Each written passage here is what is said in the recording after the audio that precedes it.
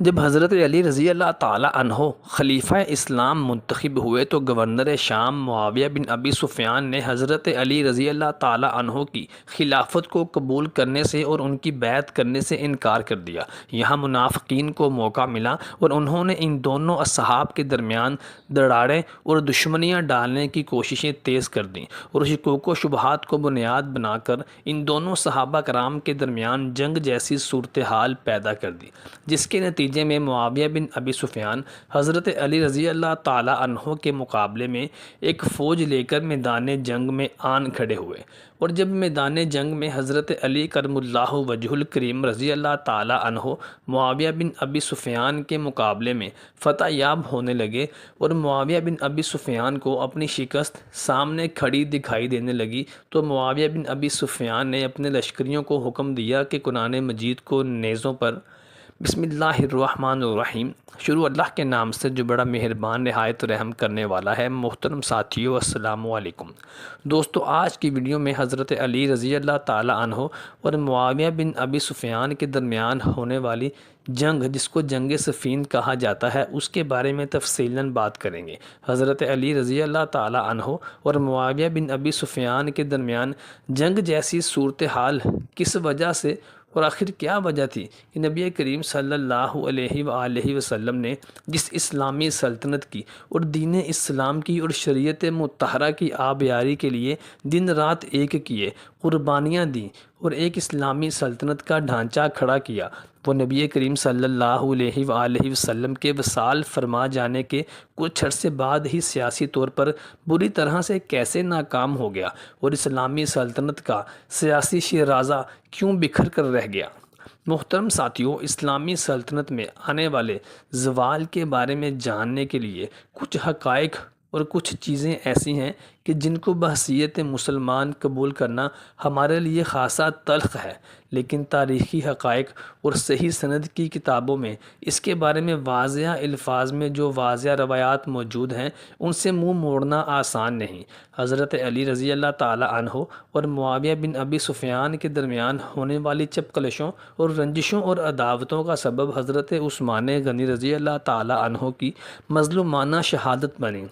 گو کہ شیعہ ماخذ اور کچھ تاریخ دان اس بات پر بھی اجماع رکھتے ہیں کہ سیدنا عثمان غنی رضی اللہ تعالیٰ عنہ خلیفہ سوم کی مظلومانہ شہادت کے پیچھے بھی گورنر شام معاویہ بن ابی سفیان کی سازشیں شامل تھیں، اور شام کا حضرت عثمان غنی رضی اللہ تعالیٰ عنہ کی مدد کو نہ آنا یہ بھی اس بات کی طرف اشارہ اور دلیل کرتا ہے کہ وہ حضرت عثمان غنی رضی اللہ تعالیٰ عنہ کی شہادت میں بالواسطہ طور پر ملوث تھے، کیونکہ اگر دیکھا جائے تو شہادت عثمان بن عفان رضی اللہ تعالیٰ عنہ کا سب سے زیادہ فائدہ گورنر شام معاویہ بن ابی سفیان کو ہی ہوا تھا۔ سیدنا عثمان بن عفان رضی اللہ تعالیٰ عنہ خلیفہ سوم کے قصاص اور ان کے خون کا بدلہ لینے کا مطالبہ عامل شام معاویہ بن ابی سفیان کی طرف سے ہی بارہا حضرت علی رضی اللہ تعالیٰ عنہ کے سامنے اٹھایا جاتا رہا، بلکہ حضرت علی رضی اللہ تعالیٰ عنہ کو جب اہل حجاز نے خلیفہ منتخب کر لیا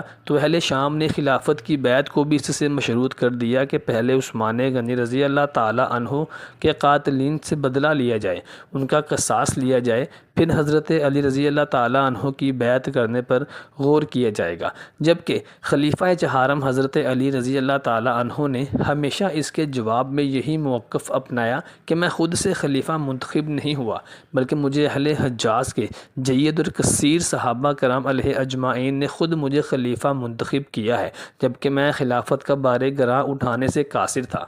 تو اب لوگوں پر واجب ہے کہ وہ میری اطاعت بھی کریں تاکہ میں امت مسلمہ کو صحیح ڈگر پر لے کر چل سکوں، اور جب میری خلافت مضبوط ہوگی تو ہی میں ان فتنوں کا شورشوں کا قلع کما کرنے پر دسترک رکھوں گا اور عثمان غنی رضی اللہ تعالیٰ عنہ کے مجرمین کو اور ان کے قاتلین کو بھی گرفتار کر سکوں گا۔ لیکن تاریخ گواہ ہے کہ معاویہ بن ابی سفیان گورنر شام نے حضرت علی رضی اللہ تعالیٰ عنہ کی خلافت کو منظور نہ کیا، ان کی بیعت نہ کی، بلکہ حضرت علی رضی اللہ تعالیٰ عنہ کے مقابلے میں محاذ کھڑا کیا اور ان کی خلافت کو کمزور کرنے کی کوششیں کیں، اور جنگ صفین کے موقع پر حضرت علی رضی اللہ تعالیٰ عنہ اور معاویہ بن ابی سفیان کی جانب سے لڑتے ہوئے 1,00,000 سے زائد صحابہ کرام علیہ اجمعین شہید ہوئے۔ یہاں پر حضرت علی کرم اللہ وجہ الکریم کی ذات پر بھی یہ الزام لگایا جاتا ہے، اور اہل اعتراض یہ اعتراض اٹھاتے ہیں کہ حضرت علی رضی اللہ تعالیٰ عنہ نے معاویہ بن ابی سفیان کے ساتھ جنگ کیوں کی؟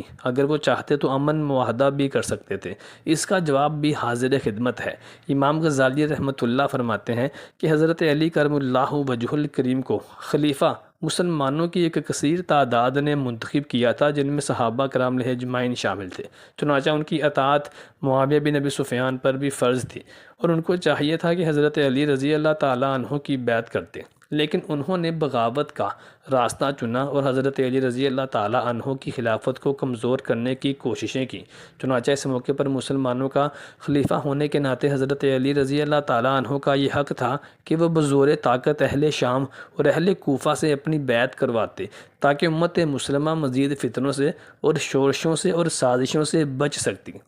ابو وائل کہتے ہیں کہ ہم جنگ صفین میں تھے جب اہل شام کے ساتھ جنگ خوب زور پکڑ گئی۔ شامی ایک ٹیلے پر چڑھ گئے۔ عمر بن عاص نے، جو کہ معاویہ بن ابی سفیان کے سپہ سالار تھے، انہوں نے معاویہ کو کہا کہ آپ علی رضی اللہ تعالیٰ عنہ کی طرف قرآن بھیج کر ان کو کتاب اللہ کی طرف دعوت دیجیے، مجھے امید ہے کہ وہ اس سے انکار نہیں کریں گے۔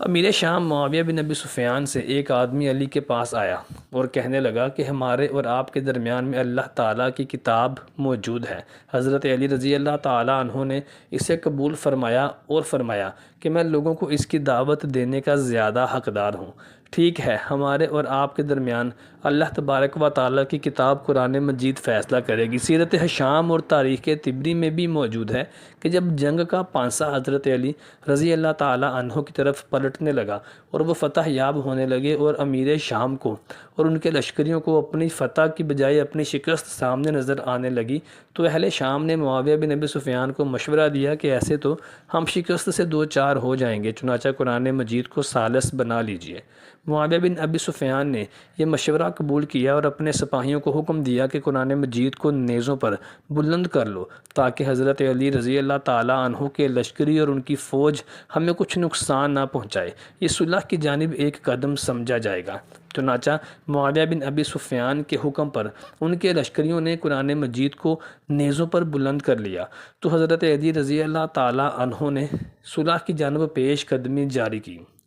جنگ جمل سے فراغت پا لینے کے بعد حضرت علی رضی اللہ تعالیٰ عنہ نے ملکی انتظامات پر خاص توجہ دی۔ اب حضرت علی رضی اللہ تعالیٰ عنہ نے کوفہ میں قیام فرما لیا۔ اب آپ کی خلافت کو بالعموم تسلیم کر لیا گیا تھا اور لوگوں نے حضرت علی رضی اللہ تعالیٰ عنہ کی بیعت کرنا شروع کر دی تھی۔ صرف ایک شام کا ایسا صوبہ تھا جس نے حضرت علی رضی اللہ تعالیٰ عنہ کی بیعت نہیں کی تھی۔ صحابہ کرام علیہ اجمعین کا ایک گروہ جس میں حضرت سعد بن ابی وقاص رضی اللہ تعالیٰ عنہ، محمد بن مسلمہ رضی اللہ تعالیٰ عنہ، عبداللہ بن عمر اور اسامہ بن زید رضی اللہ عنہ اجمعین جیسے صاحب فراست لوگ شامل تھے، یہ غیر جانبدار ہو کر مدینہ منورہ میں مقیم تھے۔ حضرت علی رضی اللہ تعالیٰ عنہ نے معاویہ بن ابی سفیان کے ساتھ خط و کتابت شروع کی اور اتحاد و یگانگت کی کوششیں شروع کی، لیکن باغیوں نے ایسی تمام کوششوں کو ناکام بنا دیا۔ ان حضرات کے درمیان بعض سفراء کا بھی تبادلہ ہوا۔ ایسے ہر موقع پر باغیوں نے غلط فہمیاں ہی پیدا کرنے کی کوشش کی اور سازشوں کو ہوا دی۔ حضرت علی رضی اللہ تعالیٰ عنہ سے جو مخلص مسلمان آ کر ملتے تھے، یہ منافقین انہیں بھی بدظن کر کے حضرت علی رضی اللہ تعالیٰ عنہ سے دور کر دیتے تھے۔ یہ باغی جال سازی کے فن میں ید طولہ رکھتے تھے، اور اس سے پہلے بھی حضرت عثمان غنی رضی اللہ تعالیٰ عنہ، علی المرتضیٰ، طلحہ اور زبیر رضی اللہ عنہ اجمعین کے نام سے جعلی خطوط لکھ کر لوگوں کو گمراہ کرنے کی کوششیں کر چکے تھے۔ اس بات کا غالب امکان موجود ہے کہ انہوں نے ہی حضرت علی رضی اللہ تعالیٰ عنہ اور معاویہ بن ابی سفیان کے نام سے خود یہ خطوط لکھ کے رکھ لیے ہوں۔ ابو مخنف اور سعید شریف رضی نے ان میں سے بعض خطوط اپنی کتب میں بھی درج کر رکھے ہیں، لیکن ان میں جو زبان اور جو لہجہ اور جو رویہ استعمال ہوا ہے، اس سے اندازہ یہ ہوتا ہے کہ ان خطوط میں بھی بہت کچھ بعد میں داخل کیا گیا ہے اور اس میں رد و بدل کیا گیا ہے۔ ان جملوں سے بظاہر ایسا ہی محسوس ہوتا ہے کہ یہ دونوں جلیل القدر صحابہ علیہ اجمعین ایک دوسرے سے بدظن تھے۔ ایک طرف معاویہ بن ابی سفیان حضرت علی رضی اللہ تعالیٰ عنہ کو سیدنا عثمان غنی رضی اللہ تعالیٰ عنہ کا قاتل سمجھتے تھے، اور دوسری طرف حضرت علی ان پر بغاوت کا الزام عائد کرتے تھے۔ یہ خطوط باغیوں کی وسیسہ کاریوں کے سوا اور کچھ بھی نہیں تھا جو انہوں نے ان دونوں صحابہ کرام علیہ اجمعین کو بدنام اور ایک دوسرے کی طرف سے بدظن کرنے کے لیے کی ہیں، چونکہ باغی پارٹی سے تعلق رکھنے والے راوی اپنی تحریک کو حضرت علی رضی اللہ تعالیٰ عنہ کے نام اقدس سے چلا رہے تھے۔ اس وجہ سے انہوں نے خاص کر ایسی روایات گھڑ لیں اور ان کو وضع کرنے کی کوشش کی ہے جن کے مطابق وہ یہ ظاہر کر سکیں کہ حضرت علی رضی اللہ تعالیٰ عنہ دل و جان کے ساتھ انہی کے ساتھ شامل تھے۔ جن صحابہ کرام نے ان کی تحریک میں راہ میں روڑے اٹکائے، وہ ان کی دل کھول کر کردار کشی کرتے ہوئے نظر آتے تھے۔ محترم ناظرین کرام، ان خطوط کے جعلی پن کا ایک ثبوت تو یہ ہے کہ ان کی سند میں ابو مخنف، حشام کلبی، سیف بن عمر اور واقدی جیسے راوی موجود ہیں، جنہیں بہت سے محدثین نے کذاب اور متروک کے درجے میں رکھا ہے، یعنی کہ ان کی روایات کو قبول کرنا کذاب کے مترادف ہے۔ دوسرا یہ کہ اگر ان حضرات میں اس درجے کی بدگمانی موجود ہوتی تو پھر حضرت علی رضی اللہ تعالیٰ عنہ مختلف شہروں کو بھیجے گئے اپنے خطوط میں معاویہ بن ابی سفیان کی جانب سے صفائیاں پیش کیوں کرتے رہے، اور حضرت معاویہ حضرت علی رضی اللہ تعالیٰ عنہ کی شہادت کی خبر سن کر کیوں روتے رہے اور ان کے لیے دعا کیوں فرماتے رہے، اور حضرت حسن رضی اللہ تعالیٰ عنہ معاویہ بن ابی سفیان سے صلح کر کے اقتدار ان کے سپرد کیوں کرتے رہے۔ محترم ساتھیوں، اسلامی تاریخ کو بہت حد تک مسخ بھی کیا گیا ہے، لیکن اس کا یہ مطلب نہیں کہ یہ دونوں صحابہ کرام علیہ اجمعین آپس میں ایک دوسرے کے دشمن تھے۔